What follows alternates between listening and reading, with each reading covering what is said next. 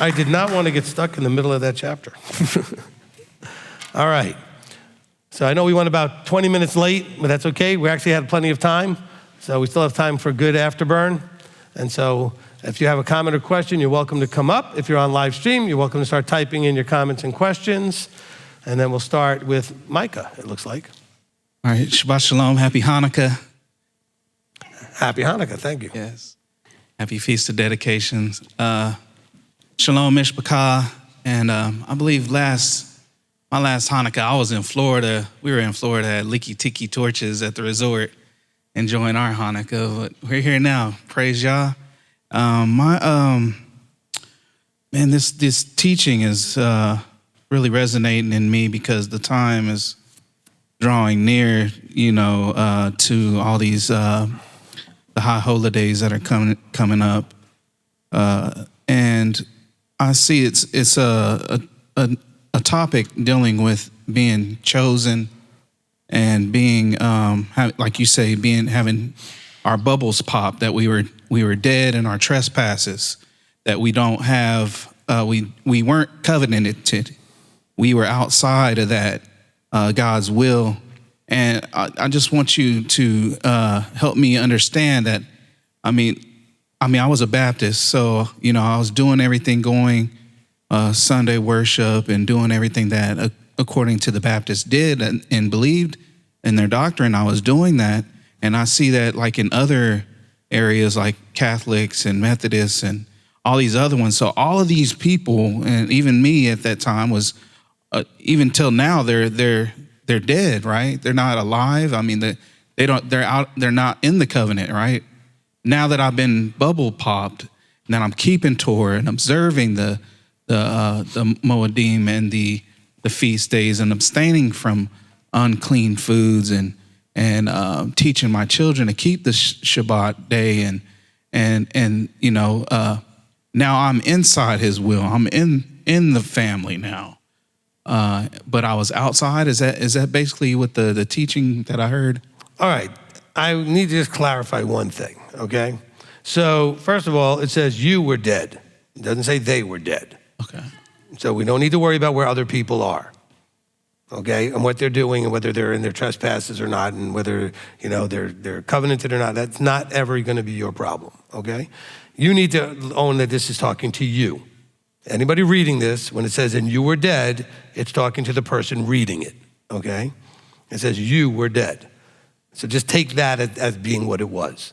Now, as far as where everybody else is, everybody's on a journey. And that journey for most people does take them through some form of Christianity at some point. Not everybody, but the vast majority. And Abba knew you were going to go through that process.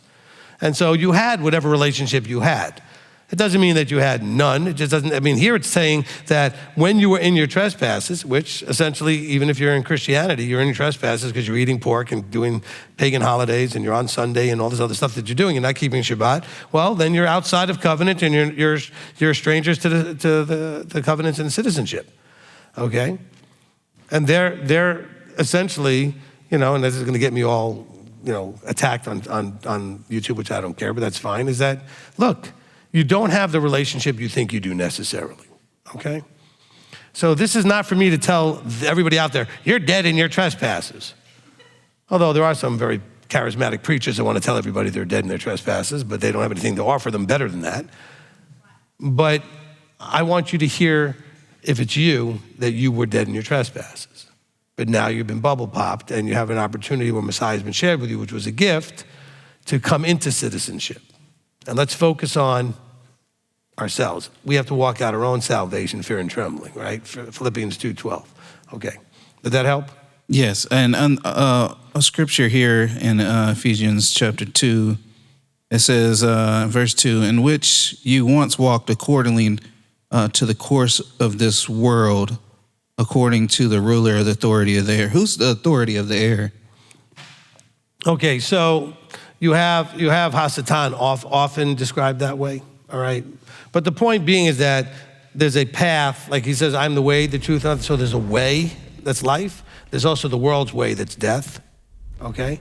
And that seems to be, when it says the ruler of the authority of the air, okay, of the spirit that's not working. So in other words, there's this thing, sometimes they say you feel tension in the air, you feel something in the air. It's something that people are feeding off of that, ugliness is going to beget ugliness. Okay, trespass begets trespass. That's what you ended up with right before the flood, where the hearts of man were on evil continually.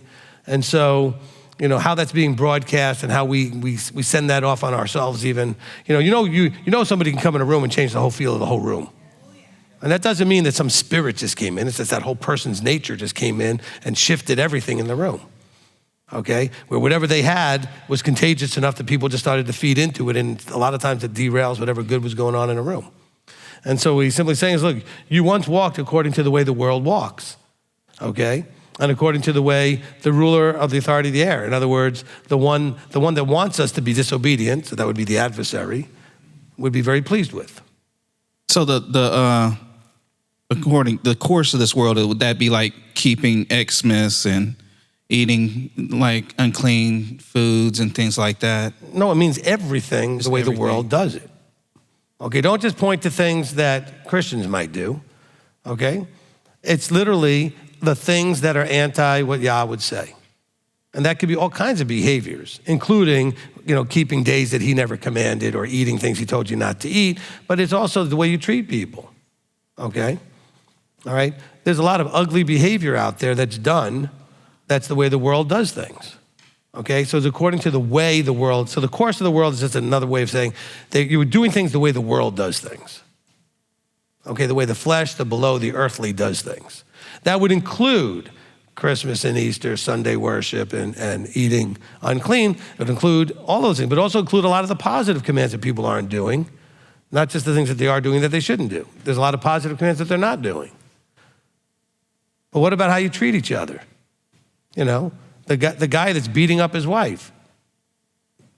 Okay? That doesn't mean that you have to be of any belief system to have that problem. There are Christians that do that, Jews that do that, Messianics that do that. It's horrible, but that's acting like the world. Okay, abuse to children. It's acting like the world, right? Stealing and corrupt behavior that way in business, acting like the world. Okay, so it's not based on a religious system necessarily, and you want to point out. Because I know at this time of year especially, we tend to have a lot of angst towards that former system you might have been in. Just let that go. Be happy where you are. You are not there anymore. Okay? And you know what? When you were there, you were supposed to be there. It was part of your journey. And if you weren't supposed to be there, he would have pulled you out sooner. Okay? So you were supposed to be there as part of what you did. Let's have a little bit more respect for the people that are there, because they're there knowing that's all they know. You did the best. You said you did that the best you could when you were there. With all integrity as best you could. Well, that's good. That's what they're doing, hopefully. All right? Look, there's a lot of people in all these walks that aren't doing it that way, but, they don't have the integrity, etc. Okay? All right, Janet? Thank you, Rabbi. I appreciate your teaching. So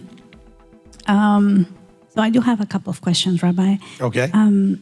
So when you were on chapter 2, verse 4, I think it was, but Elohim, who is rich in compassion, because of his great love with which he loved us. When it says rich in compassion, does that mean that he never runs out of compassion? We need to not just take it for granted, correct? Or is... No. He's rich in compassion, meaning like he's got so much compassion that he could even love us with such great love when we're in our disobedience. It's just a way of saying that he has boundless compassion, okay? Okay, that's helpful. Thank you. By the way, sometimes in his compassion, he punishes us. Because it's not compassionate to let us just keep going in a direction that's only making things worse for ourselves, right?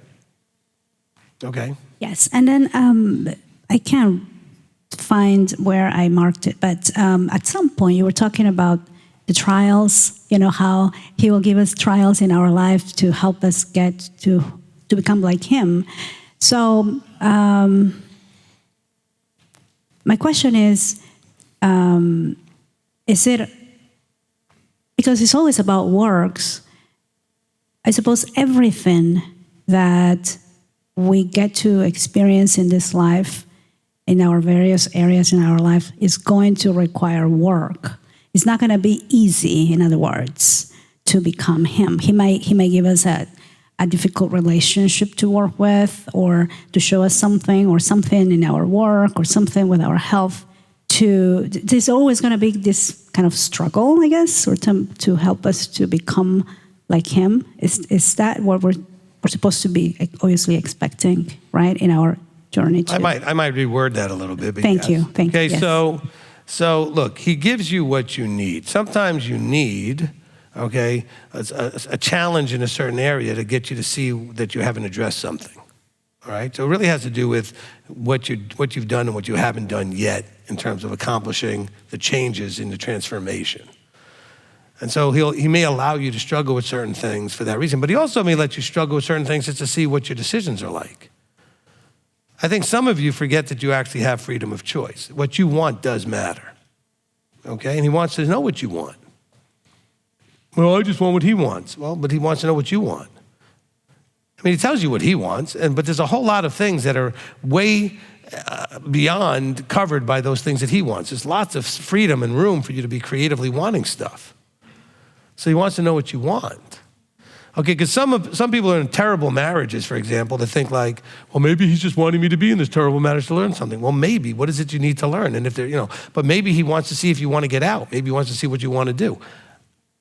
Everything's a test to see what kind of decisions you make. Remember, making decisions is the reason you're here, right? The teaching, making decisions is the reason you exist. But part of those decisions are to demonstrate and show him what you want, okay? But you should always ask, what am I supposed to get out of this, Father? What do you want me to get out of this?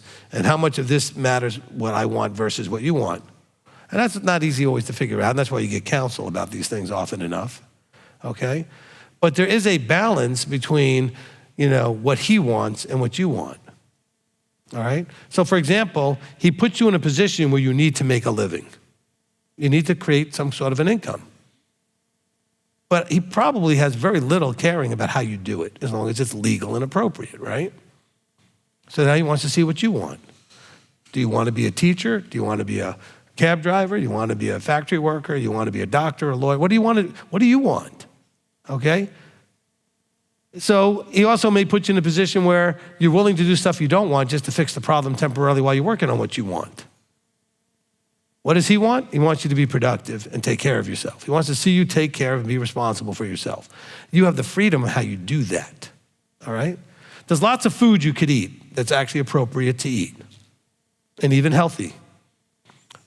But you have the freedom of choice to decide what you want to eat, Because there's a lot of options out there, and he wants to say, well, what do you want? What do you like? In all relationships that are good relationships, people should be concerned about what the other person. Look, when I met my wife, and still to this day, at this point, mostly I know what she likes about different things. But in the beginning of the relationship, I would ask her, what do you like? Want to go out and eat? Well, what do you like? Want to listen to some music? Well, what do you like? And then she would ask me, and we'd share what we like. But she didn't have to, or I didn't have to pick just what the other person likes, right? But that's part of how you get to know each other. Well, the Father wants to know what you like. What do you want? What will you tolerate? What won't you tolerate? What choices are you going to make? Okay? Does that make sense? Now, it's not an easy thing, because a lot of times people, people have heard me, I can get frustrated, and I apologize for that. But when I ask you what you want to do, and you keep answering with, well, whatever he wants, that's never going to work with me. Okay? And I'm going to say, no, we're not going there. Oh, but I just want to do whatever he wants. I get that. All of you want to do that. But what do you want? Because if you knew what he wanted, you wouldn't be asking me or going through the struggle you're going through. So it must be something where he has not made it clear what he wants, like what car to get, or where to live your house, or whether to move, or whether, things that he just doesn't, there's no verse saying that you should live in a certain town or not. There's no verse saying that you should, have a certain size house or not, or whatever. There's no verses for these things. Well, I don't want to move anywhere unless it's where he wants me to go. But maybe he wants to see what you want. But I don't want to do anything that would be displeasing to him. Well, I don't see how mad he could get about something he didn't give you any clarity on. So clearly he hasn't given you that. You don't have any clarity that you're supposed to be here or there. Well, then you can go anywhere. As long as what you're doing doesn't break any Torah, doesn't get in the way of you keeping any Torah, then he wants to see what you want to do. Is that fair? Okay? So that was just a way of clarifying some of the things that you were saying in there, because I think that was important that we get that clarity. Okay? That was very helpful, Rabbi. Thank you. Okay, so chapter 2, verse 10. Okay, so it says, "For we are his workmanship, created in Messiah Yeshua unto good works, which Elohim prepared beforehand that we should walk in them." So the good works, so I had my question, then I thought about good. What's good, right? Like good works is defined by Torah, right? Torah says it defines what's good. So is this not really talking about like our plan throughout our life, like everything was prepared, right? No. It's not. Okay, can you expand? Okay, so what he's saying is, okay, first of all, he says, "For we are his workmanship." You could take that, first of all, as he created you. But he's really not putting it in that context for the previous verses, from the moment the Messiah is brought into your life, you are his workmanship. In other words, he has chosen to essentially recreate you. He's given you this spark that can help you be a new person. So you are his workmanship, and you were created in Messiah. That's how I know that's what I think it's meaning, is because he's talking about when you were created in Messiah, okay? Which we see happened, in verse 5, right? Okay, it says, "In his compassion, we were dead in trespasses, made us alive with Messiah." Okay, together with Messiah. Now, so first of all, that's the workmanship created in Messiah. It says, "On to good works." I should have mentioned this earlier, which is why I like these afterburns, because I can clarify something. He says that the works which are good that he wants you to do were prepared beforehand in Exodus 20 when he gave the commandments. All right? So the good works were already there, prepared before these people he's talking to ever were born. Okay, did that answer the question? All right, good. Yeah, it's so cool, because I've been listening to you, and then I was like, wait, why are you asking that? Because that's what I thought it was. So this is also for all you Christians out there. He says he wants you to walk in the commandments and the instructions that already existed. Okay? Not the stuff that you were trespassing, but he said you were trespassing because you didn't know that was the law. Now you know, walk in it. All right. Rabbi, one more. All right. Okay, thank you. Okay, so I forgot his name, the person who was before me, but he was talking a little bit about the people excluded from citizenship. Like I was excluded, obviously, from citizenship. Okay, so when you see people like out in the world, living the life that they have, and they don't seem to be struggling, even though I know like everybody will struggle at some point. I know that I live long enough. Is that kind of out of his compassion that he will let people have a good life, even if it's not within the Torah, until he opens his eyes? I don't know why this question comes up, but I guess it's a reasonable question, because you even have prophets ask the question, why do the wicked seem to prosper? Okay? And the answer is simple. Okay? There are universal laws. Okay? If you go and work with a certain work ethic and do stuff with your abundance that you develop and put it into more investment, this, that, and the other thing, you're going to have a certain financial success. And then if you put a certain amount of effort into your relationships, you can have relationship success. If you put a certain amount of effort into your health, you're going to have health success. You can have this world, this life, you can do great without Yahweh, without Torah, without anything. But that's all you're going to have. Okay, Torah, covenant, is not the exclusive path to success in this life. It is the exclusive path to success in the next life, or what gets you there. Does that make any sense to everybody? Okay? You can be successful in this life by just learning the rules of this life. Okay? There are rules that make relationships work. You don't need Torah for that. There are secular books that'll tell you how to make a relationship work. There are rules in this world for finances. There are rules for health. There are rules and if you apply them, they will work and you will have success in those areas. Okay? But that's going to be limited to this very finite body that we're groaning, longing for a different one. The different one that you want, you don't get just by figuring out the way this world works. You got to figure out how that world works. And you got to be transforming into that. Does that make sense? Okay, was that good? All right, good. All right, Shannon. Shabbat Shalom, Rabbi. Shabbat Shalom. It was just going to be a comment, but I think it's going to be more like a question. So I noticed you mentioned that we have to trust the Father and do what he says, even though we don't understand it. And it's like, and it may be out of our comfort zone, and how we can be like how kids behave. Like they don't want to do it because it seems inconvenient to them or boring or just not comfortable. I noticed with my husband, when he suggests something for me to do, I immediately go no. And I know I do this because it's out of my comfort zone. And I've noticed like the past couple of weeks, the problems I've been facing when he suggests something, and I would just be stubborn and be like, I'm not doing that. And so my question is it when you have that kind of conflict with your spouse, is that Abba showing you that you may have trust issues in him as well? That's my question. Look, whenever you have a conflict, it could be many layers of, where your problem is in terms of trusting or not. I mean, you could be having a problem trusting the father, it could be trusting your husband, or the husband trusting the wife, or whatever it is. It could be multiple layers of that. It could be more than just one, like not yes or no, but both. But really, it has to do with anytime you're in a conflict, the first thing you have to be asking is, what was my part in this, if anything? The second question you need to ask is, was there something I needed to learn from this? Okay? Because let's say it wasn't your fault, all right? Well, then there may be something you need to learn for it not being your fault. Let's say it was your fault. There may be something you need to learn because it was your fault, so that you cannot do it that way again the next time. So you need to kind of figure that out. Maybe your husband, we'll deal with you in this case, maybe your husband reacted because of something you did or how you handled something, or maybe he reacted because the problem was in him, but now you have enough information to maybe adjust because you realize what you did had kind of triggered something, and until he deals with it himself, when as Father works with him, maybe you can adjust something. There's all kinds of possibilities without me knowing what actually happened, right? But I would first say, okay, what part did I have in this, if anything? Be honest. Don't be just defensively protect, it's all his fault, it's all her fault, whatever, right? You have to be looking for, did I do something that it either caused or at least contributed or exacerbated the problem?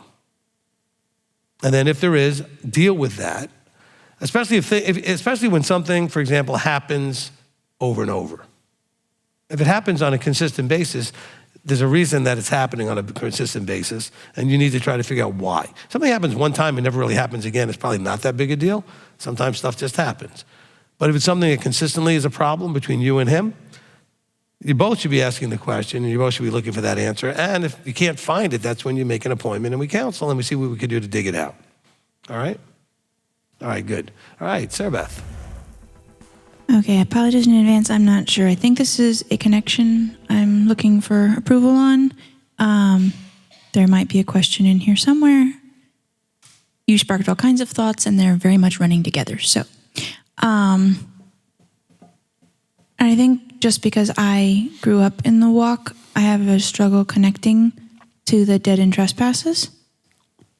So, if I was to apply that to me, would it be correct to say, like, my factory reset, or like my factory settings, poor thinking, beliefs, and self-perceptions, which caused me to be dead inside and separated from him, correct? Mm-hmm. Being driven by my wants or cravings, which, cause you to just spin around getting nowhere, going around the same mountain, which cause you such harm. Even good things, like we want to be loved as children. But he loved us, so he reached in to give us life, or me life. Not because I earned it by being the best kid, but because he loved me. Okay, that was kind of disjointed, so I'm not really sure what you were... I apologize in advance. No, that wasn't a criticism. It was just, okay, let me deal with the first part that didn't really seem connected with the second part, all right? Which is, for all of you that, it doesn't matter if you were raised in this or not, some of you have been walking this out for a long time. So let's just talk about, what does this say to you once you're already in covenant? It says that when you trespass, you're back in this place, and you're disrespecting what happened, and you need to get on the teshuvah repentance trail and get yourself back into covenant, back into good standing. So this tells you that, he said, you were once here dead, but guess what? You could be back here dead if you get off the path. And so now you know what you need to do. You need to get back in line with Messiah and the Father and the good works that you were created to do. okay? And so that was kind of the first part of what you were talking about. The whole second part, we'll have to deal with that separately, okay? Because that's more of a counseling thing, I think, that we're dealing with. All right, John, live stream. All right, from Rachel E., this is a two-parter. In Ephesians 2:8, if I understand correctly, this belief is that which we have offered to us by Elohim when he pops our bubble. If is a new mindset through Yeshua, this new mindset being one in which we work toward the heavenly kingdom through Yeshua. That's part of it. Okay, so that is a part of it. That's not it, but it's certainly part of it. Okay, next. All right, this one's from Easy D. Herrera, Ernesto. Every covenant made since Abraham is a lot like a supplemental judgment to a court order, amended to evolve but not take away from it, just adding, correct? Okay, I mean, that's a different way of wording it, but I think that works. All right, from the Peaceful Noggin, all you say about positive mindset, changing the focus of our thoughts is exactly what I try to help my clients with.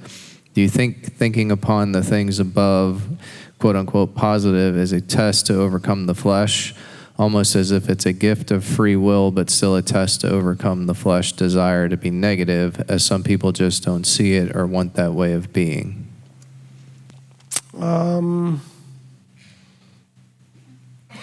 Sometimes, this is why I prefer speaking to people than having to read texts and things with people. But all right, I think that anytime that you're struggling with negative and you're wanting then to choose to try to focus on positive, it's going to be a challenge until you learn how to do it and practice doing it and become good at doing it. So is it a test? Yeah, it's a test. And you know, I don't know about it, you know, dealing with it the way she worded it, because I'm not really sure that I understand what Michelle was saying here. But you know, some people might struggle or not see the point or say they've tried it. It's very hard if you're habitually in a very negative place or in a panicked, anxiety, depressed place to just decide, oh, I'm just gonna think about good things. It's like, no, okay? And then you'll feel phony and faking it or whatever if you're trying. It's just, but you have to force yourself and do it anyway, all right? There's an old saying, fake it till you make it, because just do it, go through the motions, and eventually you'll feel it. I used to tell people all the time when I did a lot of personal development is, you know, motion creates emotion. Okay, motion can create emotion. So when you don't feel like doing anything, doing something will change your feeling. Okay? It's really kind of hard to be depressed when you're very busy and active. Depression usually turns into lying in a ball and doing nothing. Okay? And so get active, all right? The worst thing for a mental breakdown of some sort of mental challenge is too much time on your hands. Find something to do that will engage your mind, need attention, need focus, okay? It's like I used to tell people all the time when I didn't feel like going to the gym, you know, if I went, once I got there and did the workout, I felt like being there. But the motion created the emotion. Well, I don't really feel like working out today. Well, but when you go, you'll feel like it. No, I won't. Yes, you will. Maybe not the first 5 minutes, but once you get there and you get into it, you'll feel like it. And you'll realize how much you appreciate being there. Same thing with, well, I don't really feel like making that phone call to somebody, or I don't want to talk to anybody. I'm in a bad place. Well, that's when you need to talk to somebody, okay? I mean, do some motion to change your emotion, all right? You know, if you're feeling depressed and full of anxiety, stand up, throw back your shoulders, take a deep breath, put a smile on your face. You're gonna feel real stupid, but it will change some of how you feel. Because it's really hard to be depressed and filled with anxiety when you got deep breaths, because we breathe much more shallowly when we're upset. We have this very shallow breathing. Maybe it's doing a lot of breathing, but it's very shallow. Take a deep breath, put a stupid smile on your face. Believe it or not, it will start to change some things. Okay, our body motion changes our body chemistry. Okay, so hopefully that's more tools for you, because I know that Michelle is doing with the Peaceful Noggin, doing some life coaching and stuff, so, okay? And we all can use a peaceful noggin. All right? I find a cudgel works pretty good. No, I'm kidding. Knock the noise out of your head a little bit. All right, next. All right, from Alden Vidal, is it also correct to say that the good news is the kingdom of Elohim and the fullness of what that means? No, because the good news is telling you about that, okay? The good news isn't the kingdom. The good news is of the kingdom. It's telling you about what it is and how to get there, okay? The good news is that you can be there. The good news is that it exists. The good news is how to get there. All the good news is information that leads to you being in the kingdom, okay? It's also good news to help explain why you're where you are and how you can get there. You were dead in your trespasses as part of the good news, so you know where you were. And then he said, but Messiah popped your bubble and he brought you out of there a little bit. And now you're on a journey into the good place, the better way of understanding things, right? So no, I wouldn't say that the good news is the kingdom, because the good news is what's news about the kingdom and how and about you in relation to it and how that relates and how you can end up in it, okay? All right, from Lise, I'd like to share this comment when reading Ephesians 1, verse 11. A thought of verses comes to mind in Romans chapter 11, 28 to 30. Is there any connection? There are some similar connections in here. So it says, truly as regards the good news, they are enemies for your sake, but concerning the choice, they are beloved for the sake of the fathers. By the way, I explained this 5 parts ago maybe or something. So Elise, you may want to go back, but I mean, we definitely covered this in Romans about a couple months ago, okay? So you may want to go back. But it does say, for as also at one time disobeyed Elohim, but now have obtained compassion through their disobedience. So it kind of gives a lot more details, but I covered this in a lot more details. I'm not going to go into that right now, but now that I went there, I can promise you I covered it pretty thoroughly in part whatever I was in Romans, okay? Okay, so go back a couple of parts to that. All right. Because that was, okay, remember, I just went from 1st and 2nd Corinthians, and before that, we were in Romans. So just go back to where that is, all right? All right, Delia's up here. Let me go to her, and then you can look up whatever the next one is over there. About Shalom, Rabbi, and Hanukkah Sameach. Hanukkah Sameach, yes, very good. Hanukkah. Okay. Easy for you to say. Thank you. All right, so I look forward to Hebrew class. Yes. Okay, so, Abraham, when Yahweh called him from Ur, and then he traveled. Along his travel, he had to have met people and men that maybe wanted to work for him or maybe wanted to join his group and be a part of that. So those men and their families had to learn Abram's way of doing things and worshiping Yahweh. And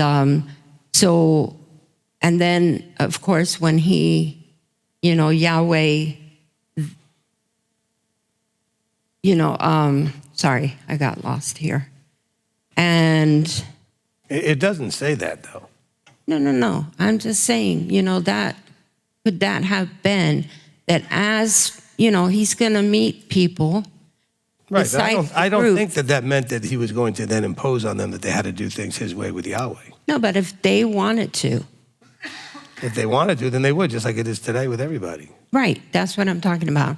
And then if they wanted to, then they would learn those ways. And then when the Yahweh taught him about the circumcision and instructed him that everybody in the camp be set apart, okay? Then those that came afterwards that wanted to be part of that with Abraham, okay, in those years after that, if they wanted to, they would have to learn that. And isn't there in Torah where it talks about the proselyte, and if they want to come in and learn the ways of Torah, they are to be brought in and to be taught, if they want to do that, like Ruth did, So the thing is that, so it seems like, Abba was always trying to bring in those, even though the Israelites were set apart, it was always that door open for those that were not of the I see. lineage. Okay. Yeah, that they could come in if they wanted to. Yes. Okay, so, and then Yeshua comes along, and he's having to deal, with the fact that they didn't want to allow, and he changed that. And then Paul comes along, and he, ministered to, taught the Gentiles, to bring him in. Right. So, all this, isn't this something that, it was always along his, okay. He doesn't change. It was always his intention, Yahweh's intention. He to brought, do this. he brought a mixed multitude out of Egypt. Yeah, so there was nothing to be changed. No. There was Human nothing- beings with their prejudices and their needing to feel special and different and whatever, protective and isolate, whatever, giftings and blessings. It's people. Okay, so I was just asking, actually Yeah. my question is that thought of mine correct? And, Yeah. put that, okay, I just didn't know how to word it. I'm sorry. All right. Okay. Anyways, but thank you very much. Okay. Right. Great teaching. Appreciate it. All right, back to you, John. All right, from Rachel E. In Ephesians 2:10, being created in his workmanship from the beginning seems to imply there was a quote-unquote code of conduct for those who covenanted from the start, correct? The answer is going to be yes, that's correct. Let me just make sure. So when it says, for we are his workmanship created in Messiah unto good works, all right? Now, I think you know what, you might have typed that in after I'd already explained, or before I already explained this. I think I explained that very thoroughly, okay, when Janet brought it up or whatever, okay? Okay, we are his workmanship. He created us as human beings from the beginning. So there was always an expectation of a code of conduct. There was a code of conduct that Adam and Chava were expected to have. Obviously, Cain and Abel had to understand certain things. Noah certainly understood a lot of things that it doesn't say that he should have understood at that point because he knew what clean and unclean animals were. All right? So, yes, there was definitely a lot of scripture that implied that there was a code of conduct before for those covenanted from the start. So, yes. Okay? From Lily, in Ephesians 1:4, could this be an example of what Yeshua meant when he called the Pharisees hypocrites? They were doing the mechanics, but not in love. Well, I think this is a basis for some of that, but I don't know if that's what he meant necessarily. But there was a lot of levels of hypocrisy, not just love. Remember, I used love as sort of the all-encompassing for the 9 aspects of the fruit. Okay, it could have been that they were doing it without belief. They were doing it without, the fullness of the intention. There's so many levels to that when he was calling them hypocrites. And actually, he explains in Matthew 23 exactly what they were being hypocritical about. All right, next. Right. This one's from Rumble, from C4. Help me understand. You say he knows what you're going to do, but also said that he wants to see what you will do. Please tie those together for me. So, again, we are trapped in a linear time-space continuum or whatever, right? We live in this thing that goes in a line through time, okay? He knows the end from the beginning. He's outside of time. He already knows what you've done. That's how he knows what you're going to do, because you've already done it. Does that make any sense, okay? I've made this comment before. You might be new, and that's great. We welcome to Rumble and welcome, because we've only been on Rumble a short time, so it's great to have people, asking comments on Rumble. But remember, he's looking at things. Look, if you are someone who watched Endgame and the Avengers, whatever movies, you got to see at one point Doctor Strange is running like every possible scenario. If I do this, and then what happens, going all the way out through the end from the beginning with using the stone he has. Well, that's basically Yahweh's existence, is that he can see everything as it plays out in all scenarios and all options, because he's outside of this time, space, dimensional lockdown that we're in, okay? And so he wants to see what you're going to do, as he's actively interacting with us, but he also can see, based on what you do, what you've already done, because you've already done it. He already knows where you end up, because you've already done it, okay? Because for him, time is all happening at the same time. Everything is happening and has already happened. We have to actually go through it in a linear way. So it'd be like if you're watching a YouTube video, you could watch it from the beginning. Let's say it's an hour, and you're watching, like this the teaching I'm doing, or you could slide the slider forward to the end and know how it ends. And you have the freedom to look at any aspect of it you want. Only thing is that he actually still has an interactive ability all along the timeline, okay? And so, and for us to understand this as finite, less than that many dimensional being, that whatever he is, okay? It's like I've often said, it's like an amoeba trying to relate to how human beings function, okay? And we're the amoeba, okay? And so, no, I don't know how that all plays out, but I can say that the reason he knows what we've done is because he's watched us already do it. It's not like he knows what we're going to do. We've already done it, okay? Because he's outside of that time block. He can slide forward anywhere he wants it and see what's going on and know what's going on, and because he can watch it and see what already happened. And he could also understand that if I tweak something right here, then how that changes everything. Okay? Because he's outside of that, but he's also interactive with it. That's the best guess I can do as a person trapped in this time continuum, okay? But that would be my best guess, that he can actually understand, if I send these plagues on Egypt, how does that affect things going forward? If I don't, how does it affect things going forward? If I do this, if I do that. Okay, all the scenarios have played out. Meantime, a big part of it is watching us and how we're gonna respond. Okay, if I pop your bubble at 25, let's see how that plays out. Okay, what if I pop your bubble at 35? Let's see how that pops out, okay? So who knows how he's running all of these scenarios and how he's run through the programming to see how, okay, that's how that plays out. But we're living it in real time, what we think is real time, okay? In this simulation we're living in, all right? And I don't think it's a bad term for it either, because it's a created existence by an outside being outside of this existence. So we're in a simulation to some degree that we are existing in. And this is not real as compared to what we're hoping to end up in. So this is the game world that we're playing in, so to speak, where we're supposed to learn to transform and become like him. Okay? Next question. From Shakara, is always looking for, quote unquote, what God wants, our indirect way of not taking responsibility for our actions/choices? It can be, okay? Now, you should always look for what he wants, okay? But sometimes there's no way to know what he wants. Then you have to make sure you're not using it as a way to not take responsibility, okay? So I always want to ask the first question, I wonder if there's something he wants about this thing that's going on. Always want to do that first. And and often it becomes very quickly apparent it doesn't fit into anything scripturally significant, so it's just going to be about what I want.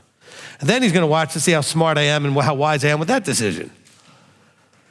Because just because it doesn't fall into this doesn't mean that there aren't right and wrong choices for me to make. That'll be either wise or foolish or create a better result or a worse result or some other thing. It may not have anything to do with breaking or breaching or trespassing, okay? Because you do a lot of dumb things that don't break Torah, right? Paul said, just because something's allowable isn't always good for me, okay? I mean, you could go right now and grab a box of Oreos, eat the whole box if you want. Not really probably good for your body. Might taste good for the first 3 or 4, But I'm just saying is, Scripture doesn't have any problem with that. Okay, let's keep it short of gluttony, okay? Someone, well, what about gluttony? All right, so whatever, okay? Eating 3 donuts a day every day would probably not be gluttony, but probably not be good for you. You understand what I'm saying? Okay? So I think that there's a balance, Shakara, of first look for what he wants, and then if that's not clear, or it's clear that he really doesn't have any specific issues there, then he wants to watch you, and then make sure you're not using that focusing only on what he wants is avoiding your responsibilities. Which is why when people answer my question, I get frustrated with them because I'm like, you're just avoiding taking responsibility by putting it off on him. Or you'll put it off on us thinking that you're putting it off on him because you'll say, well, just tell me what to do. Elder gets it all the time. I get it all the time. No. You are primarily responsible for all aspects of your life, okay? All right, next. All right, from Olivia Dirth, this is a two-parter. Yeshua becoming a treasure in an earthen vessel like us, so that the excellence of the power might be of Elohim. So Messiah in his earthly form became a quote-unquote a master tool of Yah, being ordained to do his good pleasure, his desire, to be the praise of his esteem. He did what we must do. Is it correct to see Yeshua in this earthly vessel as a tool of the Father? I think that every way you see Yeshua, you should see him as a tool of the Father. His being the light is a tool of the Father. His being the path, his being the truth, his being the Torah. Every single thing that I can name, okay, is a useful tool in the Father's hand. Okay? So that's a good understanding. Next. All right, another one from Olivia. In Ephesians 2:8, for Yeshua having merited or earned salvation, now possessing the keys of Sheol and death. Revelations 1:18, we becoming like Yeshua are quote-unquote being saved. James 1:2, is this correct? I don't have a problem with mostly what you said there. I may not love all the wording of it, but I think your point is basically right, okay? All right, and this is the last question, Rabbi, from Easy de Herrera, Ernesto. What about us who are of Jewish descent? When our parents abandoned us, has Yahweh shown us grace where no discipline existed or being taught happened, like being Gentiles, correct? You know what? Just throw the whole question out, okay? The thing is, okay, it doesn't matter your descent. I'm of Jewish descent. My parents taught me nothing. So it doesn't matter your descent at all. Everybody's going through this, whether they're near or far. And all of it is him showing you, mercy and so to speak, and that thing. And when you're asking if he's showing you grace, you're using grace in a Christian way again, okay? So don't do it that way, all right? But most of us, Jew or not, were raised with no discipline and not being taught this stuff correctly. I mean, I can ask you to raise your hands, and if I find more than 2 hands that go up, I'd be shocked at people that were raised in this and taught correctly. Not just raised in it, but taught correctly. No hands, okay? So, all right, you're in the same place as everybody else, all right? So it has nothing to do with what would be essentially a tragedy, which is a different issue, is that you had parents that abandoned you. That's horrible. But it doesn't change the fact that you could have been not abandoned and still had no discipline and still had not been taught anything, okay? There are a lot of parents out there that don't discipline their children and don't teach them anything worth anything. All right, so let's not link it to your trauma, which is abandonment by your parents, which is a trauma that needs to be dealt with separately, okay?